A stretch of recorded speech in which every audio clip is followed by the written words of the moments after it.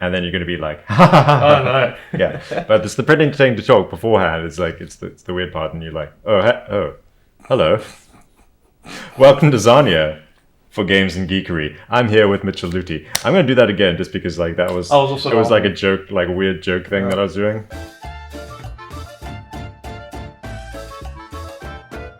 Welcome to Zarnia for Games and Geekery. I am here with writer and publisher Mitchell Lüthi. Mitchell, how are you doing? I'm doing well. Thanks for having me. Yeah, it's awesome to have you here. So, Mitchell, Sentinel Creatives, this is your company, right? Yep. Can you tell me a little bit about it? Well, we're a Cape Town-based indie publishing house. We focus on works of speculative fiction in the forms of writing books, ebooks, audiobooks, and in the future we'll be doing graphic novels. Okay, you guys have, for a little company, there's how many of you? 3 of us. 3 of you. Like quite a big output of stuff. Can you tell us like a little bit of what you have done in like the last, how many years have you been going through? About a year. About a year. Only a year. Just over a year. Yeah. And you've already got all this stuff like out. Yeah. So do you sleep? Hardly.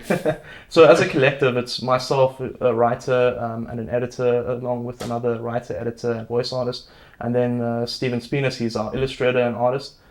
We share the load, I guess, amongst ourselves quite evenly, and we've been able to get out quite a lot of content. Obviously, we work with anthologies, we work with other authors, various other authors. Some of the authors we publish, local authors, and we've been working from the start, from the inception, with our first zine.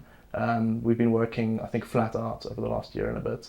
How did you convince the rest of the team to get on board with this? Because this is a time-consuming, it takes a lot of effort. How did you persuade it? Well, I think the starting point was that we all have like a common interest in the creatives. So we all have, individually, we all want to work on something like this, but we lack that other piece of the puzzle. So for me as a writer, obviously having another editor or having a graphic artist or someone to just a group of people to read the work I'm working on, that helps immensely. And then once we start to realize, well, maybe we could do something together. The artist, he wants to work on a graphic novel and he wants someone to write it for him while he does the illustrations. So from that position where we all have like a shared interest in creating something together, it's quite easy to say, well, why don't we actually do it together? Why don't we just create a project where we all put our shared interests together and come up with something unique, come up with something local. And what was the first thing? What was the first project that you guys jumped into? So it was actually, I was working on a short story that turned into a novella, and it was called The Ritual, and that's the first thing we ever released, like a short 14,000 words publication, and we did it in the ebook format, and then and I had the story, and I spoke to Scott Miller, who's the editor and the voice artist, and I said, well, what do you think about this? And he enjoyed it, gave me some notes, and we decided maybe we should edit it and come up with like an audiobook for it.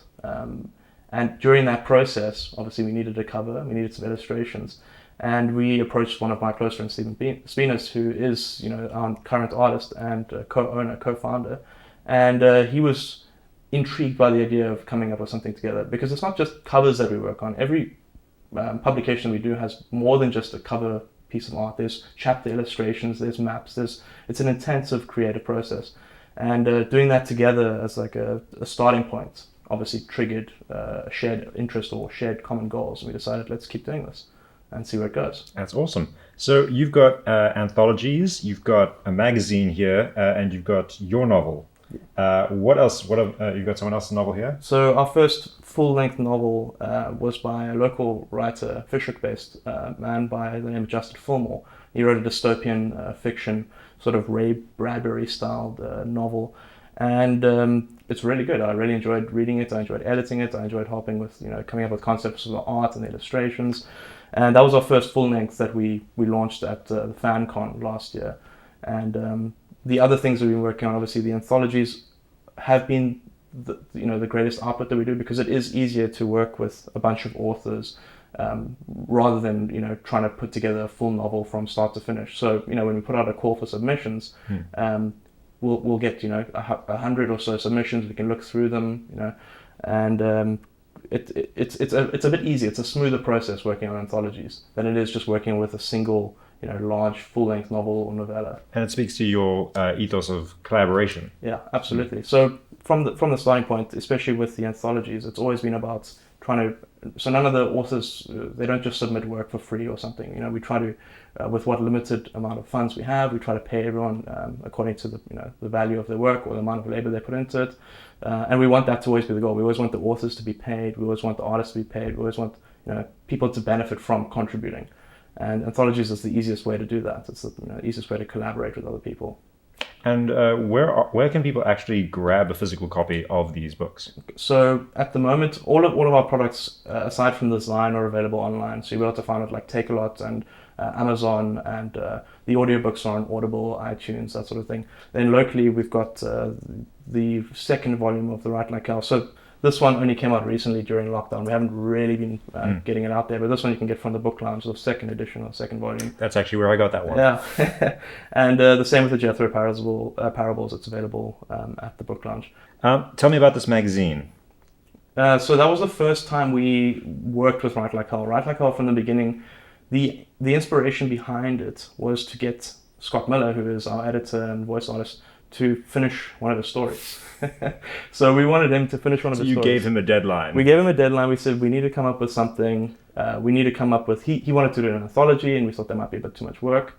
And turns out making a Zine is way more work, because there's art and illustrations on every page. There's a lot of detail that goes into these things. And we decided, well, let's collaborate. It's myself, Scott Miller, Justin Probin, another local writer, and we, all put together short stories, a little bit shorter than the stories in the anthologies. And then Stephen Spinas, he made a whole bunch of artwork, and there's a lot of artwork in there. And we said, cool, let's do it. And then after that, we launched that at the Open Book Day last year. We realized this is a bit labor intensive. It's a lot of work. It is gorgeous, though. I mean, having a little flip through here, it's lush. It's like quality paper as well. Gosh. Show the camera. Show the camera. Yeah, it looks really, really amazing. The hard work, it really does show. It is awesome. Very well done, guys. Yeah, so Tom doesn't get stuck and start reading here. We've got actual talking to do.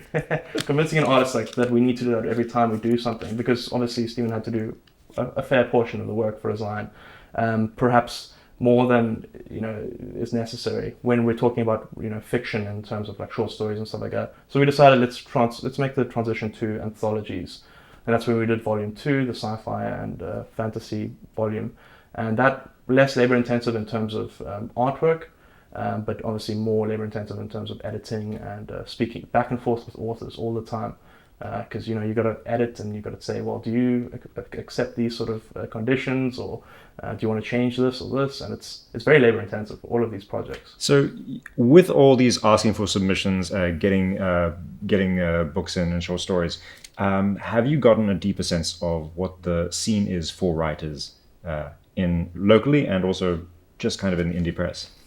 I think definitely, absolutely, like seeing the trends. So with our most recent bunch of submissions, we had over 120 submissions that we had to get through, and I've just finished getting through them a couple of days ago, actually. And there's definitely a trend in the local submissions compared to the international submissions I've been looking through.